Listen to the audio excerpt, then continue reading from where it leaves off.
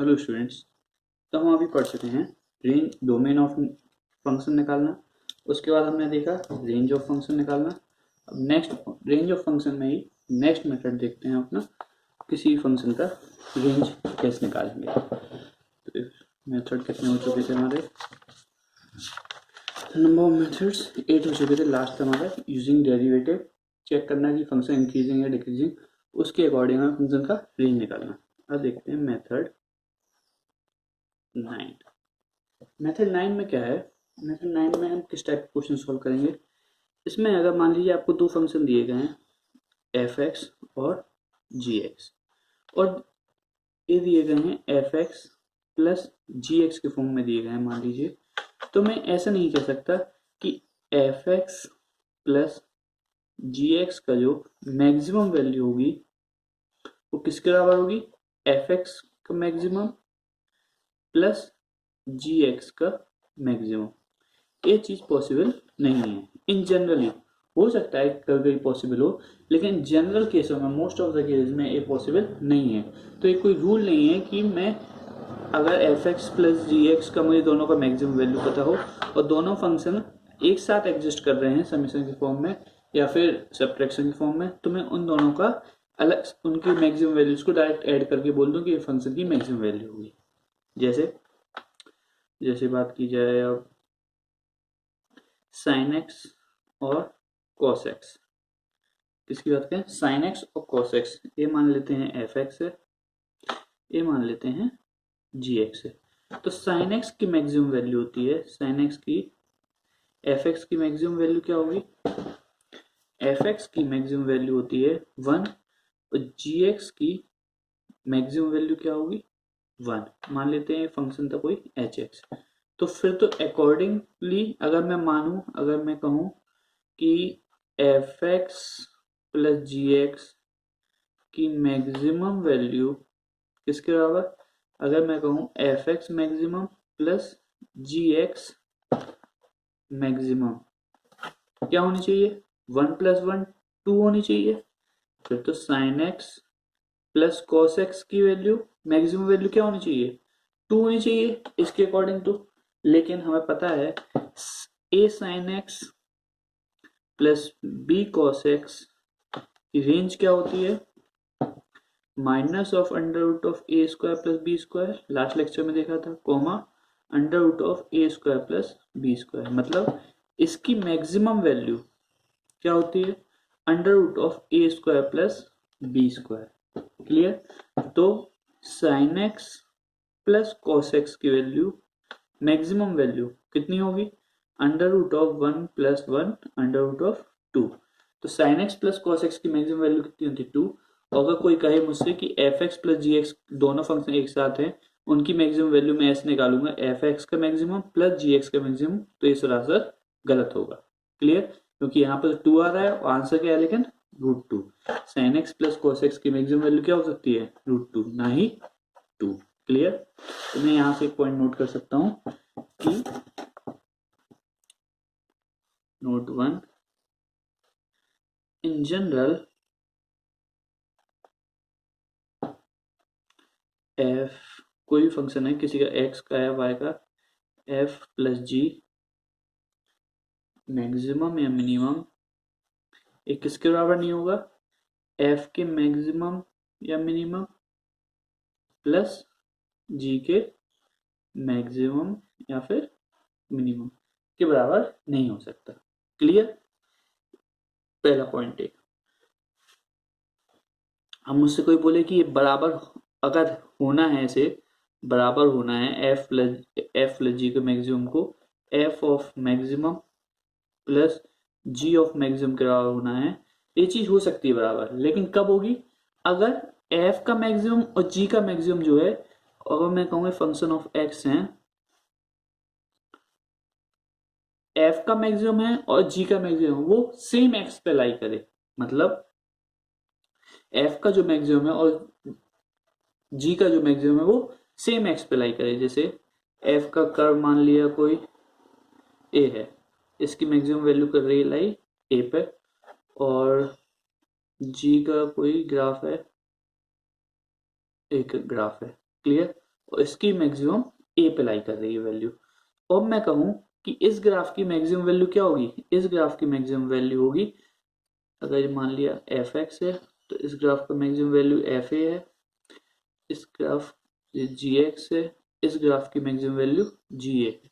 तो मैं F x plus g x की मैक्सिमम वैल्यू कैसे बोल सकता हूँ, एफ एक्स की maximum value plus g x की मैक्सिमम वैल्यू। क्यों बोल पा रहा मैं, क्योंकि इस एफ एक्स की मैक्सिमम वैल्यू कहां पर है, एट एक्स इक्वल टू ए, और जी एक्स की मैक्सिमम वैल्यू कहां पर है, एट एक्स इक्वल टू ए।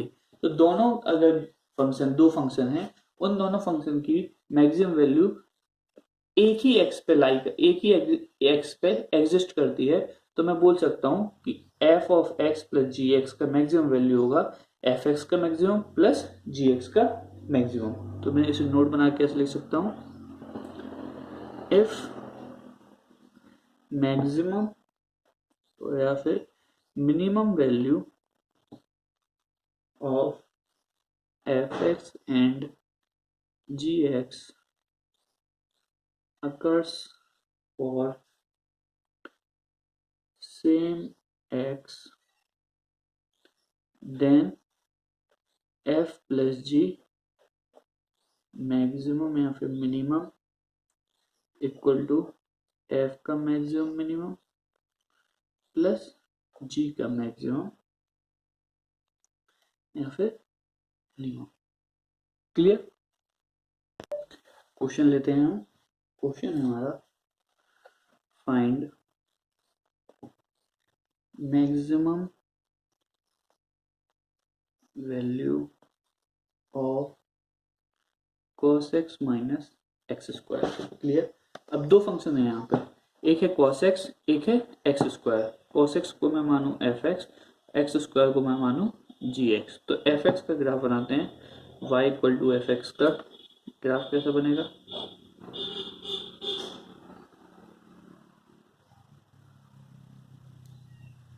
इस प्रकार बनेगा, 0 pi by 2 pi minus pi by 2। y equal to g x का ग्राफ कैसा बनेगा, क्या है जी एक्स, जी एक्स है minus x square, minus x square है। पैराबोला कैसा बनेगा, डाउनवर्ड, वो कहां से पास होगा, ऑरिजिन से। स्टैंडर्ड पैराबोला है, यहाँ पे 0 ए इनफाइनाइट की ओर चला जाएगा। क्लियर।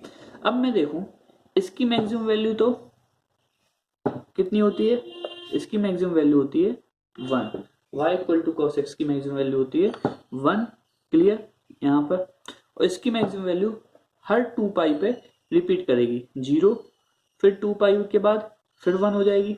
मतलब रिपीटेड साइकिल है, और इसकी मैक्सिमम वैल्यू हर एक पीरियड, एक 2 पाई की साइकिल पर रिपीट कर रही है, 0 2 पाई 4 पाई ऐसे रिपीट कर रही है। तो मैं क्या करूं, मैं दूसरा फंक्शन देखूंगा उसकी मैक्सिमम वैल्यू कहां पर है, वहां से जिस पॉइंट पर दूसरे फंक्शन की मैक्सिमम वैल्यू है, अगर उसी पॉइंट पर y equal to cos x की मैक्सिमम वैल्यू होगी, तो मैं क्या कह दूंगा कि जो cos x minus x square की मैक्सिमम वैल्यू है, वो उन दोनों की मैक्सिमम वैल्यू का समीशन होगा। कैसे, चलिए देखते हैं। y equal to minus x square की मैक्सिमम वैल्यू कहां पर है, g x equal to minus x square, g x की मैक्सिमम वैल्यू क्या है, मैक्सिमम वैल्यू अटेंड कर रहा है 0, और कहां पर, एट एक्स इक्वल टू 0 पर। एक्स इक्वल टू 0 पर इस फंक्शन की मैक्सिमम वैल्यू क्या है, 0। क्लियर। अब मैं देखता हूं f x equal to cos x की max at x equal to 0 पर मैं देखता हूं। मैं क्या करूंगा, मैंने देखा y equal to minus x square पर जी एक्स की क्या है, मैक्सिमम वैल्यू है। तो मैंने f x equal to cos x की वैल्यू x इक्वल टू 0 पर चेक करी, तो कितना होगा, cos 0 इक्वल टू 1। और यही क्या है, यही है हमारी एफ एक्स की मैक्सिमम वैल्यू। इसका मतलब क्या हुआ, इसका मतलब हुआ कि x इक्वल टू 0 पर एफ एक्स और जी एक्स दोनों की मैक्सिमम वैल्यू आ रही है। तो मैं जो एच एक्स मेरा फंक्शन था, cos x minus x square, इसके लिए अगर मुझे मैक्सिमम वैल्यू लिखना है, तो मैं कैसे लिख सकता हूँ, cos x की जो मैक्सिमम वैल्यू है माइनस एक्स स्क्वायर की जो मैक्सिमम वैल्यू है। तो कॉस एक्स की maximum value 1 minus x square की मैक्सिमम वैल्यू 0, तो एच एक्स की मैक्सिमम वैल्यू हो गई हमारी 1। क्लियर? एच एक्स की मैक्सिमम वैल्यू क्या होगी 1। अब ये तो मैक्सिमम वैल्यू पता चल गई, दोनों फंक्शन हमारे कंटिन्यूअस हैं, कोई दिक्कत नहीं है। अब देखते हैं हम अपना मिनिमम वैल्यू देखते हैं कहां पर। इसकी minimum value y equal to f x equal to cos x की मिनिमम वैल्यू तो -1 होना है, और y equal to g x equal to minus x square की मिनिमम वैल्यू क्या है, इसकी मिनिमम वैल्यू कहां पे जा रहा है माइनस इन्फिनिटी, तो माइनस इन्फिनिटी पे -1 जोड़ेंगे तो कोई फर्क नहीं पड़ने वाला। तो एच एक्स की मिनिमम वैल्यू क्या हो जाएगी, मिनिमम वैल्यू हो जाएगी माइनस का इन्फिनिटी। एच एक्स की रेंज आ जाएगा हमारे पास, रेंज क्या है, मैक्सिमम वैल्यू क्या है 1 और मिनिमम वैल्यू क्या है माइनस इन्फिनिटी, तो रेंज आ गई माइनस इन्फिनिटी से लेकर 1 तक। क्लियर? एक बार और एक चीज और गौर करिए फिर से कि हमने h x maximum cos x का maximum minus x square maximum क्यों यूज किया, क्योंकि x इक्वल टू 0 पर, x की इक्वल टू 0 पर y equal to g x भी मैक्सिमम दे रहा है, y equal to f x भी मैक्सिमम दे रहा है। अगर दोनों फंक्शन x की एक ही वैल्यू पर मैक्सिमम वैल्यू देते हैं तो मैं कह सकता हूं कि अगर दोनों फंक्शन को ऐड करते हैं तो उनकी उसकी जो मैक्सिमम वैल्यू होगी वो भी x इक्वल टू उसी पॉइंट पे होगी जहां पर दोनों फंक्शन एक साथ मैक्सिमम या फिर मिनिमम दे रहे होंगे। क्लियर? नेक्स्ट क्वेश्चन लेते हैं। नेक्स्ट क्वेश्चन है find range of F x equal to x square plus 2x plus 10 plus 8 sine pi by 2 x. Clear? यहाँ पे हमारा फंक्शन है f x equal to x square plus 2x plus 10 plus 8 times of sine of pi by 2 x. तो यहाँ पे मैं दो function break करता हूँ, जी एक्स मानता हूँ एक्स स्क्वायर प्लस 2x को, एच एक्स मानता हूँ 8 times of sign pi by 2 x को। अब मैं इन फंक्शनों की मैक्सिमम मिनिमम वैल्यू चेक करता हूँ। सर किस पॉइंट पे आते हैं, तो जी एक्स का ग्राफ बनाया जाए, जी एक्स होगा एक्स, एक्स प्लस 2 हो गया, क्वाड्रेटिक है, कोफिशिएंट एक्स स्क्वायर का पॉजिटिव है, पैराबोला अपवर्ड बनेगा, रूट्स कैसे हैं 0 और -2, 0 और -2, तो पैराबोला कुछ इस प्रकार बनेगा -2 और 0। इसका मिनिमम कहाँ पे आएगा, ये बिल्कुल सेंटर में होता है इन दोनों के, 0 -2 का सेंटर -1, मतलब कि at x equal to -1 g x का मिनिमा होता है। क्लियर? x इक्वल टू -1 पर जी एक्स का क्या होता है मिनिमा होता है, और जी एक्स की मिनिमम वैल्यू निकाल के रख लेते हैं। जी एक्स की मिनिमम वैल्यू क्या है, जी एक्स की मिनिमम वैल्यू क्या होगी, यहाँ पे रखते हैं -1 का होल स्क्वायर प्लस 2 इंटू -1, तो 1 -2 -1, तो इसकी मिनिमम वैल्यू क्या है -1। तो जी एक्स की हमारे पास मिनिमम वैल्यू भी आ गई और ये भी पता चल गया कि x इक्वल टू -1 पर इसकी मिनिमम वैल्यू है, और मैक्सिमम वैल्यू भी निकाल लेते हैं। मैक्सिमम वैल्यू है जी एक्स की कहाँ तक जा रहा है इन्फिनिटी तक, तो ये तो पॉजिटिव इन्फिनिटी। क्लियर? अब एच एक्स की बारी आती है, एच एक्स का ग्राफ बनाते हैं। एच एक्स का ग्राफ हम कैसे बनाएंगे, हम 8 साइन पाई बाई 2 एक्स है, तो मैं इसको y equal to 8 sine pi by 2 x लेता हूँ, y by 8 equal to sine pi by 2 x. अब इसको मैं ट्रांसफॉर्मेशन ऑफ ग्राफ से ड्रॉ करके बताता हूँ आपको। सबसे पहले y equal to sine x का ग्राफ बना लीजिए।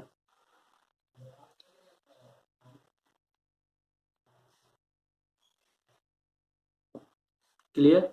अब x में पाई बाई 2 का मल्टीप्लीकेशन है। क्लियर? x में क्या है पाई बाई 2 का मल्टीप्लीकेशन, मतलब x एक्सिस पे जो भी कोऑर्डिनेट्स होते थे उनको मैं किससे डिवाइड कर दूंगा, पाई बाई 2 से डिवाइड कर दूंगा। तो यहाँ पे पाई बाई 2 होता था, तो पाई बाई 2 को पाई बाई 2 से डिवाइड किया तो यहाँ पे आ गया 1। यहाँ पर 2 पाई होता था, चलिए लिख लेते हैं पहले तो साइन एक्स का ग्राफ बना, पाई by 2, 2 pi, 3 pi by 2, sorry पाई है यहाँ पे, 2 पाई यहाँ पर minus pi by to minus का पाई, यहाँ पे मैक्सिमम वैल्यू 1, मिनिमम वैल्यू -1। ये हो गया y equal to sine x का ग्राफ। अब मैं बनाऊंगा इसकी हेल्प से y by 8 equal to sine of pi by two x, transformation of graph की हेल्प से। तो ग्राफ में क्या चीज आएंगे, देखिए x की जगह kx आया है और y की जगह ky आया है। बस यहाँ पे k की वैल्यू क्या है 1/8 और यहाँ पे k की वैल्यू है पाई बाई टू। तो मैं क्या करूंगा, ग्राफ तो दिखने में वैसा ही रहेगा।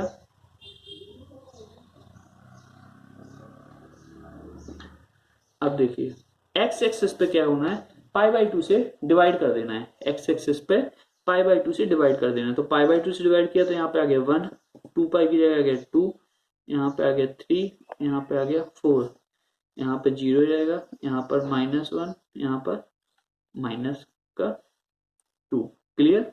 अगर पाई बाई टू से मैंने डिवाइड किया x एक्सिस पे, यहाँ पे क्या है 1/8 है, y एक्सिस y के साथ क्या है, y को y/8 से रिप्लेस किया गया। तो y एक्सिस पे जो भी पॉइंट्स थे उनको 1/8 से डिवाइड करेंगे। तो 1 को 1/8 से डिवाइड करेंगे तो यहाँ पे 8 हो जाएगा, -1 को 1/8 से डिवाइड करेंगे तो यहाँ पे -8 आ जाएगा। तो ये हमारा ग्राफ आ गया y/8 equal to sine pi by two x का। अब मैं देखता हूँ gx जो था हमारा उसकी मिनिमम वैल्यू कहाँ थी, x इक्वल टू -1 पे। तो मैं देखता हूँ इस वाले फंक्शन की मिनिमम वैल्यू कहाँ पर है। इस वाले फंक्शन की minimum value x equal to -1 पर भी है, x इक्वल टू 3 पर भी है। तो मतलब इस वाले फंक्शन की मिनिमम वैल्यू भी x इक्वल टू -1 पर जो hx है उसकी भी मिनिमम वैल्यू एग्जिस्ट कर रही है। वो कितना है, -8। क्लियर। तो हम कह सकते हैं at x equal to -1 gx and hx both has minimum value। Clear. तो फिर gx plus hx minimum equal to gx का मिनिमम प्लस hx का मिनिमम। gx का मिनिमम कितना था -1, hx का मिनिमम कितना है, hx का मिनिमम आया है -8। ये टोटल हो गया -9। क्लियर। लेकिन हमें चाहिए क्या था, हमें चाहिए x² प्लस 2x को तो हमने कंसिडर किया, इसको भी अभी 10 रह गया है। तो हमें fx का मिनिमम के लिए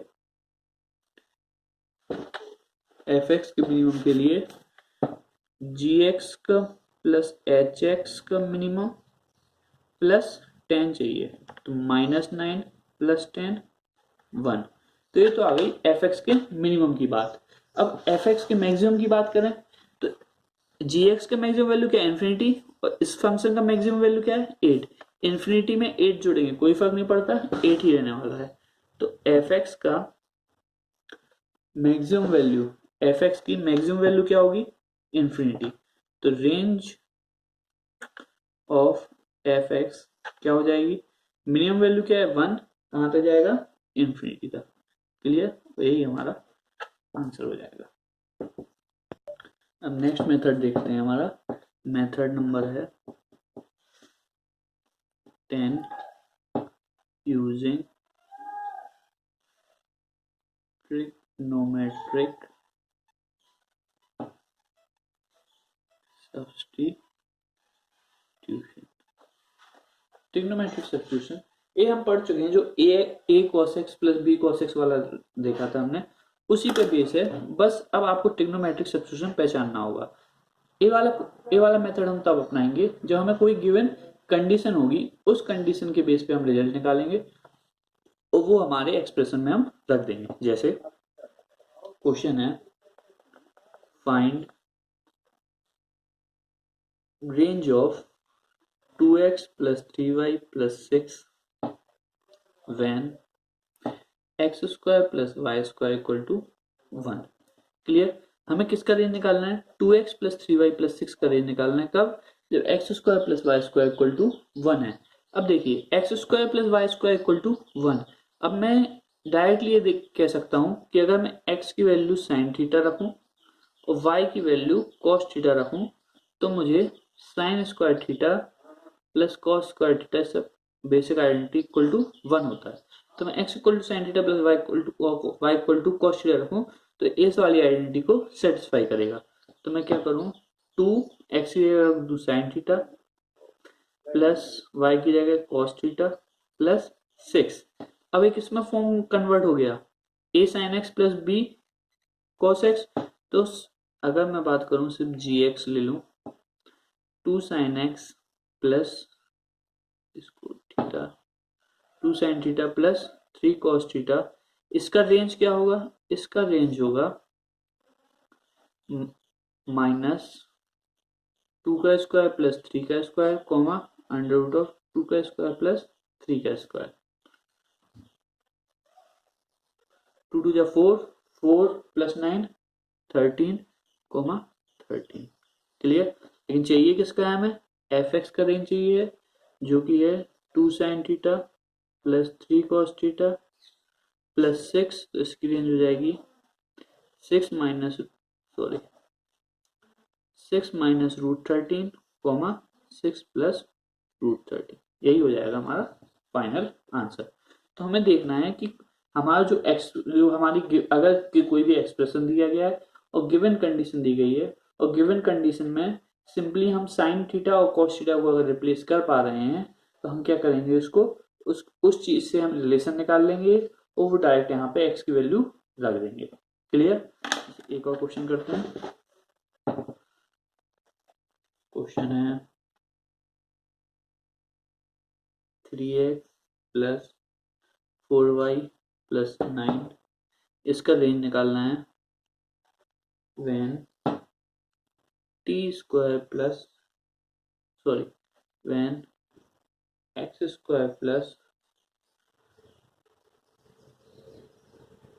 9y स्क्वायर इक्वल टू 16। अब हमें कंडीशन दी गई है कि x square plus 9y square equal to 16। तो मैं कंडीशन को थोड़ा सिंप्लीफाई करता हूँ, x का होल स्क्वायर प्लस 3y का whole square equal to 16। Clear. X square plus 3y का होल स्क्वायर इक्वल टू 16 को नीचे लाऊं तो x बाई 4 का whole square plus 3y by 4 का होल स्क्वायर इक्वल टू 1। अब मैं इस पूरे की जगह साइन थीटा रख दूं, इस पूरे की जगह कॉस थीटा रख दूं। जैसे let x by 4 equal to sine theta और 3y by 4 equal to cos theta. तो यहाँ पे क्या हो जाएगा, sine square theta plus cos square theta equal to 1। तो बेसिक आइडेंटिटी है। तो इसकी हेल्प से मैंने यहाँ से x की वैल्यू निकाल ली। यहाँ से x की वैल्यू क्या आई, x की वैल्यू आई 4 साइन थीटा और यहाँ पे y की value I 4 cos theta divide by 3। अब x की वैल्यू आ चुकी है 4 साइन थीटा और y की वैल्यू आ चुकी है 4/3 कॉस थीटा। मेरा एक्सप्रेशन था एफ एक्स था 3x प्लस 4y प्लस 9। तो एक इसमें चेंज हो गया, x की जगह मैं क्या रखूँ 4 sine theta, 12 sine theta, 4y 4 into 4 16/3 cos theta plus 9। Clear. अब फिर से एक्सप्रेशन किसमें बदल चुका है, ये एक्सप्रेशन हमारा a sign theta plus b cos theta में कन्वर्ट हो चुका है।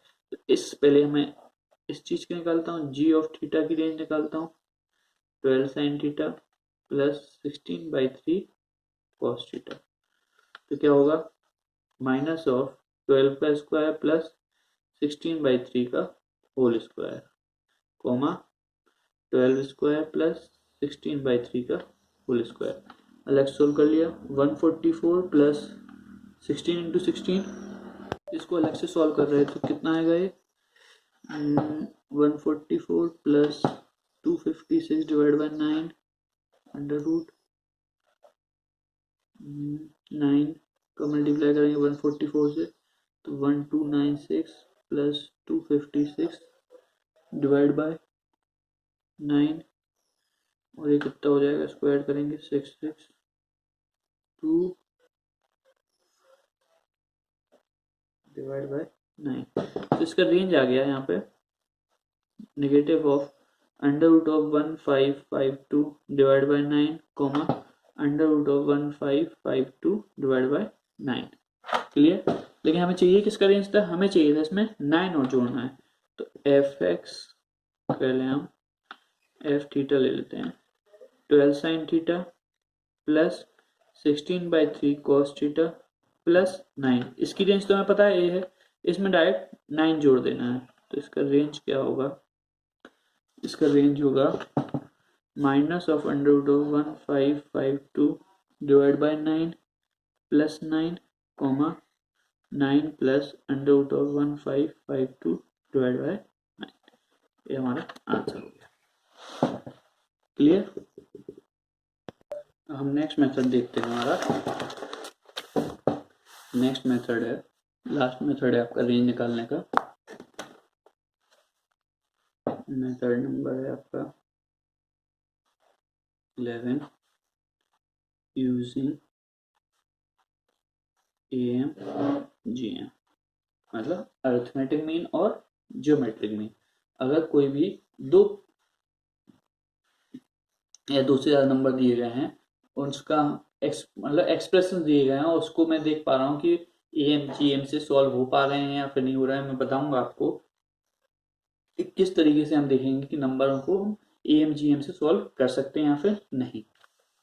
तो AMGM से सबसे, अगर AMGM अप्लाई करना है तो सबसे पहली कंडीशन होती है, जिन नंबरों पर आप अप्लाई कर रहे हैं वो हमेशा पॉजिटिव नंबर होना चाहिए। जो भी नंबर्स पे हम अप्लाई कर रहे हैं वो नंबर कैसे होने चाहिए, पॉजिटिव। तो सबसे पहले कंडीशन होती है to apply AMGM number should be positive. जो भी नंबर हैं वो क्या होना चाहिए, पॉजिटिव होना चाहिए। सेकंड, अब ऐसा तो नहीं कि दो नंबरों पे, यहाँ पे तो हम पूरी रेंज की बात कर रहे हैं, और रेंज किसी भी फंक्शन की बात कर रहे हैं। किसी फंक्शन की अगर रेंज निकालना है उसमें अलग अलग वेरिएबल टर्म होंगे, तो यहाँ पे नंबर तो दिए नहीं होंगे। तो हमें चेक करना है कि वो वाला जो वेरिएबल टर्म है वो हमेशा पॉजिटिव होना चाहिए। सेकेंड पॉइंट क्या है, अगर कोई भी वेरिएबल टर्म है और वो दो वेरिएबल टर्म है अलग अलग में, तो वो जिनका समेशन के फॉर्म में है वो एक दूसरे के रेसिप्रोकल फॉर्म में भी होना चाहिए। क्लियर। जैसे कि अब ये मैं बात करूं, जैसे एक्स स्क्वायर प्लस 9/x² की बात करूं, तो यहाँ पे x² पॉजिटिव है, एक्स स्क्वायर भी। अब मैं इस फंक्शन की मैक्सिमम मिनिमम वैल्यू AMGM की हेल्प से बता सकता हूँ। क्यों, क्योंकि एक तो मैक्सिमम वैल्यू है और ये दोनों नंबर कैसे में है, समेशन के फॉर्म में भी है और एक दूसरे के रेसिप्रोकल के फॉर्म में भी है। तो इस तरीके से कोई भी जो एक्सप्रेशन होगा या फिर नंबर लेंगे वो कैसे होना चाहिए, एक तो समेशन के फॉर्म में होना चाहिए और एक तो रेसिप्रोकल के फॉर्म में होना चाहिए। क्लियर। इस चीज को नोट कर लेते हैं। We can think of applying AMGM if variable terms are present in summation form and their variable part are reciprocal to each other। Clear. और तीसरी एक और कंडीशन होती है, AMGM लगाने के लिए सबसे बड़ी कंडीशन, वो किसी न किसी पॉइंट पर जो दो वेरिएबल पार्ट लिए हैं वो दोनों पार्ट इक्वल होने चाहिए। क्लियर। वो दोनों नंबर इक्वल होना चाहिए किसी न किसी पॉइंट पर। तो हमें ये पॉइंट आप नोट कर लीजिएगा अपने से कि कभी भी AMGM लगाने से पहले हम उसका कंडीशन लगाएंगे कि दोनों नंबर किसी न किसी पॉइंट पर इक्वल हो रहे हों। अब AMGM इनइक्वालिटी होती क्या है, AMGM इनइक्वालिटी होती क्या है, वैसे तो आपने ये अरिथमेटिक प्रोग्रेशन चैप्टर में पढ़ रखा होगा, लेकिन हम यहाँ पर फिर से डिस्कस कर लेते हैं। अब मैं बात करूं, अरिथमेटिक मीन क्या होता है, हमेशा जियोमेट्रिक मीन से बड़ा होता है। अगर मैं दो नंबरों की बात करूं तो दो नंबरों का अरिथमेटिक मीन होता है a+b/2, और किससे बड़ा होगा, जियोमेट्रिक मीन क्या होता है, अंडर रूट ऑफ AB। तो a plus b should be greater than equal to 2 times of under root A B. ये कहाँ से आया?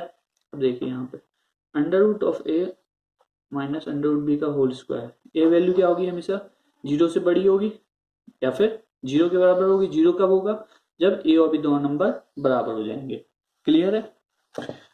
अब मैं इसको ओपन करूं तो अंडर रूट ए का whole square A plus B minus 2 times of under root A B should be greater than equal to 0 और a plus B should be greater than equal to 2 times of under root A B और a plus B by 2 should be greater than equal to 2 times under root of A B. यही क्या होता है? am होता है। यही क्या होता है? gm होता है। अब मैंने क्यों कहा आपसे कि am gm लगाने के लिए नंबर शुड बी पॉजिटिव? क्योंकि अंडर रूट ऑफ a, यहाँ पे a क्या होना चाहिए? हमेशा पॉजिटिव होना चाहिए। मैंने बताया था आपका जब स्क्वायर रूट टाइप के क्वेश्चनों का हम डोमेन निकाल रहे थे कि अंदर जो भी होगा स्क्वायर रूट के अंदर वो हमेशा कैसा होना चाहिए? Positive number. तो ए भी पॉजिटिव होना चाहिए और बी भी पॉजिटिव। इसलिए जो पहली कंडीशन थी कि am gm to apply am gm number should be positive, तो यहाँ पे सबसे पहली कंडीशन नंबर हमारे पॉजिटिव होने चाहिए। क्लियर? अब मैं देखूं am gm इनइक्वालिटी क्या है? a plus B should be greater than equal to 2 times of under root A B. अब मान लीजिए इफ 3 नंबर दिए गए हैं ए बी सी, 3 नंबर दिए गए हैं, तीनों नंबर पॉजिटिव है, तो क्या होगा? a plus B plus 3 divide by 3 should be greater than equal to cube root of a into B into c, या फिर a plus B plus c should be greater than equal to 3 times of A B c की power 1/3। और ये तीनों number कैसे होने चाहिए? Positive. तो रियल पॉजिटिव। क्लियर? अब मैं अगर 4 नंबर लूं, 5 नंबर लेता हूं, A B C D E, 5 number है। पांचों के 5 नंबर कैसे हैं? पॉजिटिव है। पांचों के 5 नंबर कैसे हैं? पॉजिटिव। तो 5 नंबरों का arithmetic mean A plus B plus C plus D plus E divide by 5 should be greater than equal to a into B into C into D into E raised power 1/5। Clear? इस तरीके से हम क्वेश्चनों को solve कर सकते हैं। Question लेते हैं हम। क्वेश्चन है find range of x square plus 9/x²। अब एक्स स्क्वायर ही पॉजिटिव है और नंबर तो पॉजिटिव है और कैसे फॉर्म में? रेसिप्रोकल फॉर्म में अच्छे हैं। तो let number B x² and 9/x²। Clear? अब मुझे am किस पे लगाना है? x² और 9/x² पे। तो x² plus 9/x² should be greater than equal to 2 times of, इन दोनों का arithmetic mean a plus B should be greater than equal to 2 times of under root of x² into 9/x²। तो मैंने बोला कि reciprocal form में क्यों होना चाहिए? इसलिए होना चाहिए क्योंकि यहाँ पे x² क्या हो जाएंगे? कैंसिल हो जाएंगे और हमें 9 का स्क्वायर रूट हम इजीली निकाल सकते हैं। क्लियर? यहाँ पे कोई भी वेरिएबल पार्ट नहीं बचेगा। एक साइड रेसिप्रोकल होंगे तो एक साइड से वेरिएबल पार्ट क्या हो जाएगा? कैंसिल हो जाएगा आपको पूरा का पूरा। तो यहाँ पे क्या मिला? x² प्लस 9/x² किससे बड़ा होना चाहिए? Should be greater equal to 2 under root 9 का 3। तो x² plus 9/x² should be greater than equal to 3 2 6। Clear? तो x² प्लस 9/x² की मिनिमम वैल्यू क्या होगी? 6। लेकिन इसके लिए मैंने क्या बताया? हमें चेक करना पड़ेगा कि ये दोनों नंबर किसी न किसी पॉइंट पर इक्वल हो रहे हैं या फिर नहीं हो रहे। जो जिन नंबरों पे हमने am gm लगाया है वो नंबर कहीं ना कहीं इक्वल हो रहे हैं कि नहीं। तो हमने यहीं पे चेक कर लेते हैं। x² equal to 9/x², x raised to power 4 equal to 9, x² equal to 3, x की वैल्यू क्या आई? Plus minus root 3। मतलब x प्लस माइनस रूट 3 कुछ भी लें तो x² अपॉन 9 अपॉन x² क्या है? इक्वल हो जाएगा। Hence am gm can be used. am gm को हम यूज कर सकते हैं। तो मैं आपके अब श्योरिटी से कह सकता हूं कि एक्स स्क्वायर प्लस 9/x² की मिनिमम वैल्यू होगी 6। क्लियर। अब इसकी मैक्सिमम वैल्यू के लिए एफ एक्स क्या था हमारा, x² प्लस 9/x²। तो अगर मैं x को इन्फिनिटी की ओर ले जाऊं तो x² कहाँ जाएगा, ए भी इन्फिनिटी की ओर, और 9/x², अगर x² इन्फिनिटी की ओर जा रहा है तो ये पूरा नंबर कहाँ जा रहा होगा, 1/∞ 0 की ओर जा रहा होगा। क्लियर। तो इन्फिनिटी प्लस 0 कहाँ जाएगा, इन्फिनिटी की ओर जाएगा। तो एफ एक्स की हमारी मैक्सिमम वैल्यू जो होगी वो क्या होगी, वो होगी इन्फिनिटी। तो x² प्लस 9/x² का रेंज क्या आ जाएगा, रेंज आ जाएगा, मिनिमम वैल्यू थी इसकी 6 और मैक्सिमम वैल्यू इन्फिनिटी। क्लियर। ये हमारा आंसर हो जाएगा। अब देखते हैं नेक्स्ट क्वेश्चन लेते हैं। नेक्स्ट क्वेश्चन है find the range of F x equal to x² plus 4/x² plus 16। हम आप find the range of F x equal to x² plus 4/x² plus 16। इसको मैं कैसे सॉल्व करूंगा, सॉल्यूशन, अगर मैं 16 ऐड कर लूँ, x² plus 16 plus 4/x² plus 16 minus 16। अभी कैसे हो चुके हैं, ये दोनों ही क्या है, पॉजिटिव नंबर भी हैं और दोनों रेसिप्रोकल फॉर्म में भी हैं। तो मैं इसको AMGM से सॉल्व करने की कोशिश करता हूँ। तो क्या होगा, AMGM अप्लाई करते हैं तो AM should be greater then GM। किन पे अप्लाई करना है, on x² plus 16 and 4/x² plus 16। तो यहाँ पे AM क्या हो जाएगा, x² plus 16 plus 4/x² plus 16। Clear. Should be greater than equal to 2 times of √x² plus 16 multiplied by 4/x² plus 16। ये तो कैंसिल हो गया, x² plus 16 plus 4/x² plus 16 should be greater than 4 बचा, √4 2 जा 4, तो इसकी मिनिमम वैल्यू 4 होनी चाहिए। अब इसके लिए कंडीशन क्या थी, इसके लिए एक कंडीशन थी कि नंबर क्या होना चाहिए हमारे, किसी ना किसी पॉइंट पर इक्वल होने चाहिए। तो वो भी सॉल्व कर लेते हैं बगल में। x² plus 16 should be equal to 4/x² plus 16। इस साइड आया x² प्लस 16 का whole square equal to 4, x² plus 16 equal to 2, x² की वैल्यू हो गई माइनस का 14।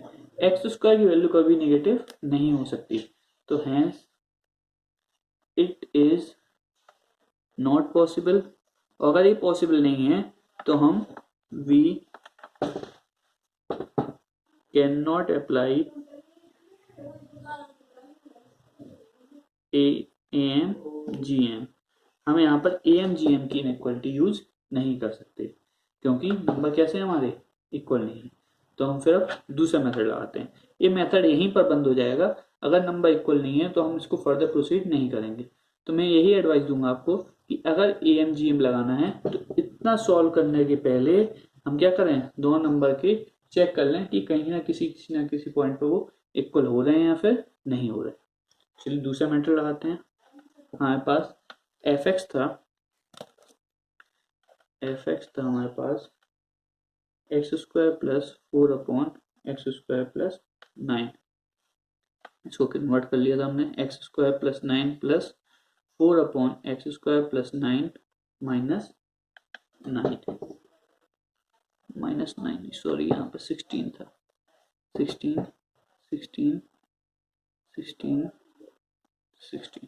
क्लियर। तो हम लेते हैं सब्स्टिट्यूशन मेथड से करते हैं। Let x² plus 16 equal to t। अब f ऑफ x किसमें बदल जाएगा, gt में, वो कितना हो जाएगा t plus 4/t minus 16, t plus 4/t minus 16। और यहाँ पे x² प्लस 16 है तो t की रेंज क्या हो जाएगा, t का रेंज हो जाएगा 16 से लेकर इन्फिनिटी। क्लियर। मतलब t कहाँ से कहाँ हो सकता है, ये हमेशा पॉजिटिव होना है। अगर x की वैल्यू 0 हुई तो इसकी x16 क्या होगा, 16 आएगी टी की वैल्यू, 16 से लेकर इन्फिनिटी। अब देखिए जी टी जो है टी प्लस 4/16 है। अब मैं यहाँ पे आपको अभी तक हमने जितना ही पढ़ा उन सब थोड़ी कोई ना कोई मेथड छोटा छोटा यहाँ पे कंसेप्ट लगा के आप क्लियर हो जाएगा। यहाँ पे तो मैंने सब्स्टिट्यूशन यूज किया। सब्स्टिट्यूशन में क्या बताया था कि जो भी चीज हम सब्स्टिट्यूट करेंगे उसका हम रेंज निकालेंगे और वो जब यहाँ पे रखेंगे तो इसके लिए अब ये टी क्या करेगा, डोमेन का काम करेगा। तो मुझे कहाँ पे जी टी चेक करना है, इन the domain. In the domain यहाँ पे मैंने क्या निकाला, टी की कौन कौन सी वैल्यू आ सकती है। अब यहाँ पे इस जी टी के लिए in the domain T belongs to 16 से लेकर इन्फिनिटी। क्लियर। अब मैं इसको एक तो ये चीज है कि मैं x प्लस 1/x वाला फॉर्म यूज करूं, वहां से मैं इसका मिनिमम वैल्यू बताऊं, या फिर एक और तरीका है आपको अभी लास्ट टाइम बताया था मैंने, यूजिंग डेरिवेटिव। इंक्रीजिंग फंक्शन और डिक्रीजिंग फंक्शन का कंसेप्ट लगा के हम इसको चेक करते हैं। नेक्स्ट पेज पे लेते हैं। हमें क्या करना है, क्वेश्चन हमारा किस में कन्वर्ट हो चुका है, G T equal to T plus 4/t minus 16 and t belongs to 16 से लेकर इन्फिनिटी।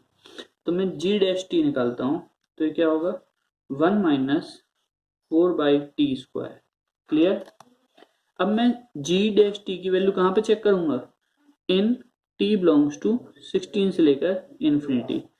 तो 4/16 का होल स्क्वायर, तो ये तो 4/, जो इससे 4 से तो बड़ा ही नंबर है टी आए स्क्वायर आएगा। तो मैं इस नंबर 4 से कभी भी उसके बड़े नंबर डिवाइड करूंगा तो यहाँ पे क्या आने वाला है, यहाँ पे जो भी नंबर आएगा वो हमेशा लेस देन 1 होगा। यहाँ पे क्या आएगा, लेस देन 1 होगा, और 1 में से माइनस करेंगे तो जी डैश टी हमारा कैसा आएगा, हमेशा पॉजिटिव। जी डैश टी कैसा आएगा, पॉजिटिव। इसका मतलब जी टी हमारा कैसा है, इंक्रीजिंग फंक्शन है। जी टी हमारा क्या है, इंक्रीजिंग फंक्शन है। क्लियर। हमें ये भी पता है कि जी टी क्या है, टी प्लस 4/t माइनस 16 एक एल्जेब्रिक फंक्शन है, तो ये कंटिन्यूअस भी होगा कहाँ पे, इन 16 से लेकर इन्फिनिटी। हाँ, अगर यहाँ पे 0 कहीं होता तो मैं नहीं कह सकता था ये फंक्शन कंटिन्यूअस होगा, क्योंकि 4/0 क्या होता है, अनडिफाइंड। लेकिन हमारा डोमेन आया था 16 से लेकर इन्फिनिटी, तो हमारा जी टी कंटिन्यूअस भी है और इंक्रीजिंग फंक्शन भी है। क्लियर। तो जी टी की मिनिमम वैल्यू क्या होगी, कहाँ होगी, 16 पर। G of 16 equal to 16 plus 4/16 minus 16, 16 plus 1/4 minus 16, 16 cancel, वैसे भी 1/4। तो जी टी की मिनिमम वैल्यू आई 1/4। क्लियर। जी टी की मैक्सिमम वैल्यू, फंक्शन कैसा है, इंक्रीजिंग है तो बढ़ता ही जाएगा, कंटिन्यूअस भी है, तो कहाँ पे होगी मैक्सिमम वैल्यू, इन्फिनिटी पे। t plus 4/t minus 16, t infinity, A T infinity, तो ये पूरा पार्ट 0 की तरफ जा रहा होगा। इन्फिनिटी प्लस 0 कुछ भी इन्फिनिटी हो जाएगा। जी टी की मैक्सिमम वैल्यू होगी आपकी इन्फिनिटी। तो रेंज क्या आ गई हमारी, रेंज आ गई, मिनिमम वैल्यू क्या है 1/4, मैक्सिमम वैल्यू इन्फिनिटी, तो रेंज आ गई 1/4 से लेकर इन्फिनिटी। क्लियर। यही होगा हमारा आंसर।